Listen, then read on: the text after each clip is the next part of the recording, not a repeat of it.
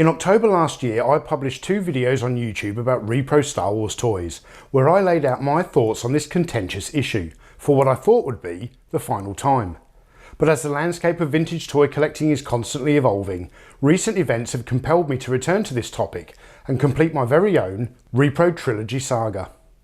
In this video, I intend to address the most commonly cited issues, such as the impact on Star Wars toy collector investments, whether Repro accessories should be clearly marked, the obsession that some groups seem to have with protecting Hasbro's copyright and market share, and how the most vocal groups in this debate are in fact the most hypocritical. So strap yourselves in.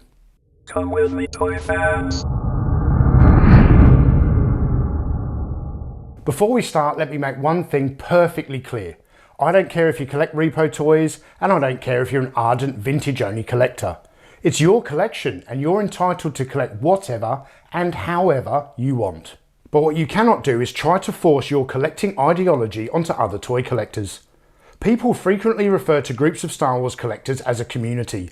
Unfortunately, this is one of the most divisive communities I've ever encountered, and I certainly didn't spend a long period of my adult life serving in Iraq, only to return home and have some fanatical toy collectors try and tell me what and how I should collect. Now, in order for you to understand the situation, let's set the debate table. On this side, we have the Star Wars collectors who support reproduction items, and on this side we have the staunchly anti-repro Star Wars collectors. Then we have the people who only collect vintage but are indifferent about the existence of reproduction Star Wars toys, and these collectors have no choice but to sit within the repro supporting group during the debate, because the anti-repro group summarily ban, block and blackball any members who do not strictly adhere to their anti-repro doctrine. And that, my friends, is called fascism. Many collectors within the anti-repro camp believe that they are the majority and that the majority rules. Therefore, everyone else must abide by their anti-repro laws.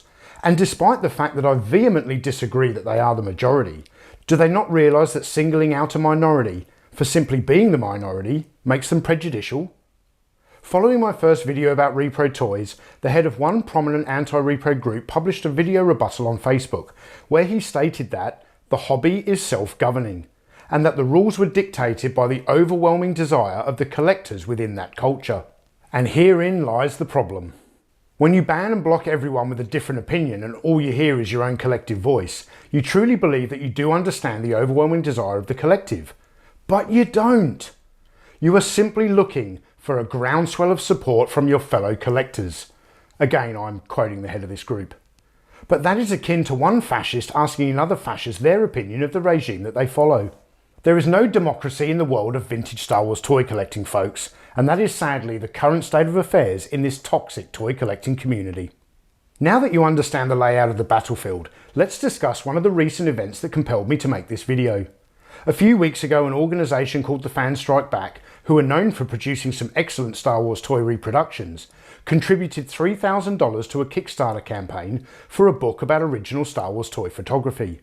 When the anti-repro groups got wind of this, they put pressure on the publisher, and possibly the author, to reject this contribution, because it was donated by an organisation that was known for producing reproduction Star Wars toys. And yet the irony here is that the book is unauthorised, and is not associated with Kenner, Hasbro or Lucasfilm. So an unauthorised toy manufacturer cannot contribute to an unauthorised book, because they make unauthorised items. Do you not see the hypocrisy here? And how the argument from one side of the camp is starting to eat its own tail? Following this, the author appeared in a video on the ICCC Facebook page, in which he came across like a hostage chained to a radiator, and where he stated that the only real collectors out there are the ones who only purchase genuine vintage items, which in effect means that the only real collectors out there are the wealthy ones, who can afford the ridiculous prices currently being asked for vintage Star Wars items.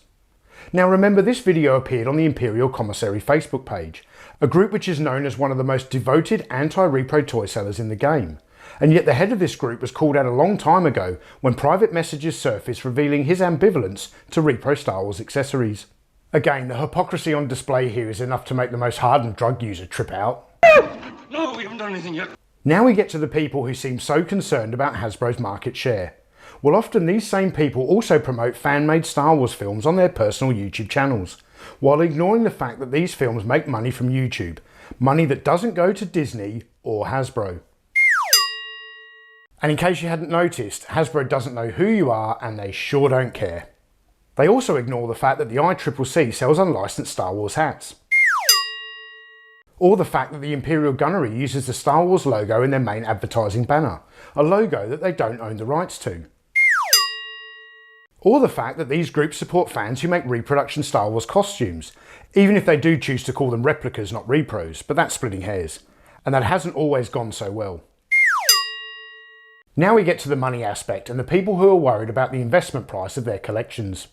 But it doesn't seem like they need to be worried. If anything, the presence of reproductions has done nothing but drive up the prices of original vintage toys and accessories. But why is this the case? Well, these predominant anti-repro sellers love stirring up the fear of fraudulent behaviour in one breath, and in the next, they assure you that you can be confident in what you're purchasing, but only if you purchase from them. These sellers have used the fear of reproduction to their own advantage by making you believe that they are one of the few trustworthy sellers in the market. And now that they have achieved that status and the pool of strictly vintage-only sellers have shrunk, they are able to ask ridiculously jacked up prices for the items they sell. You're buying ice from Alaskans. Finally, we get to the issue of whether or not Repro accessories should be clearly marked. And you can die on the hill for this one if you want, but unfortunately that battle is already lost. With Hasbro's release of the second wave of retro collection figures, the general public now has access to large numbers of reproduction accessories, some of which are very close to the original, and they have no markings identifying them as reproduction. And if you're going to shout at me in the comments and say it's okay because these reproductions are licensed, then you can't also use the argument that repros have no place in the hobby because it will make it harder for future generations to identify vintage accessories. If that is your honest concern, you can't say that these repros are okay but these ones aren't, because both of them will make it difficult for future generations of collectors to identify vintage. Now in closing, I'm going to put the icing on this hypocrisy cake. Over the last year or so, I have started passionately collecting Palitoy's Action Force range of figures and vehicles, and I am aiming to acquire a completely vintage set. I love this toy line and would really like to display them on genuine vintage figure stands. You know, the ones that Palitoy released as an accessory in their Action Force Battle Gear sets way back in 1984. But do you know how hard it is to find these original vintage stands without buying the mint on the card, which I would never open anyway? Well, it's almost impossible because thousands upon thousands of anti-repro Star Wars collectors all over the world have millions of these reproduction items in their collections. That's right, folks. These star stands are reproduction items, and you all own them. And if you try to tell me that this is okay because it's an Action Force repro and not a Star Wars repro, then you have proven my point about the prejudicial, hypocritical nature of this self-governing hobby. So thank you all for watching, and if you like this video and you'd like to check out some of our other videos about repro Star Wars toys, you can click right here. Or to check out our Toy Histories episode covering the Star Wars toy line, you can click right here. May the Force be with you.